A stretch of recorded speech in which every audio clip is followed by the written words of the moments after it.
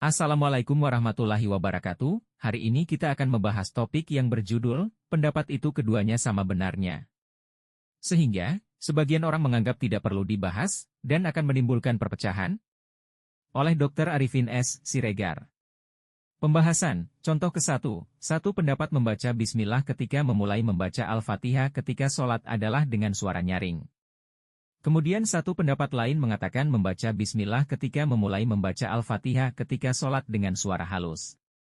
Apakah kedua pendapat ini sama benarnya? Jawabnya, membaca bismillah dengan nyaring, dan dengan halus, keduanya sama benar.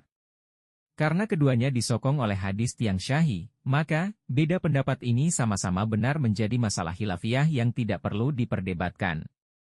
Contoh kedua, kemudian beda pendapat tentang seorang wanita yang hamil. Satu pihak mazhab mengatakan tidak boleh dinikahkan sebelum wanita ini melahirkan. Kemudian mazhab lain membolehkan wanita ini dinikahkan, dengan syarat setelah wanita ini melahirkan, wajib dinikahkan kembali. Kedua beda pendapat ini adalah bentuk khilafiyah yang keduanya sama-sama benar sesuai yang diyakininya pendapat mazhabnya atau ulamanya. Contoh ketiga, menurut Quran Surah Al-Baqarah 228, seorang wanita yang bercerai baru boleh dinikahkan setelah selesai masa 3 quru. Menjadi perbedaan pendapat bila quru, ini artinya haid atau suci. Di mana bila artinya quru, ini haid maka, seorang wanita boleh dinikahkan setelah selesai 3 haid, haid ke-1, haid kedua, haid ketiga.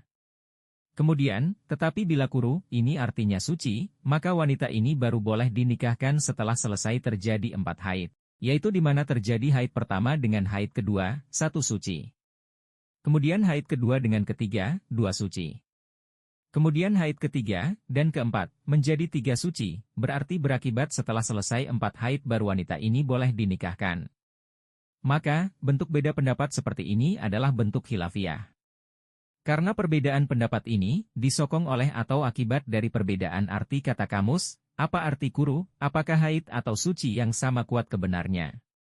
Contoh keempat, satu pihak pertama mazhab atau ulama berpendapat batal wudu, sentuh istri. Kemudian di pihak kedua mazhabnya atau ulamanya berpendapat tidak batal wudu, sentuh istri di mana mazhab ini, ulama ini berpedoman kepada hadis riwayat Bukhari yang menyatakan Nabi Shallallahu Alaihi Wasallam pernah menyentuh istrinya Aisyah yang tidur telentang, terbaring di depannya ketika rukuk sholat, namun tetap meneruskan sholatnya tanpa mengulangi berwudu. Komentar, beda pendapat seperti ini, mazhab pertama dengan mazhab kedua, tidak dapat disebut khilafiyah atau fuyah. Karena yang terjadi adalah beda pendapat antara mazhab dengan Nabi Shallallahu Alaihi Wasallam. Di mana, bila kita memang taat kepada pendapat Nabi Shallallahu Alaihi Wasallam, Quran Surah An-Nisa 59, kita wajib mendahulukan pendapat Nabi Shallallahu Alaihi Wasallam dan Allah Subhanahu Wa Taala.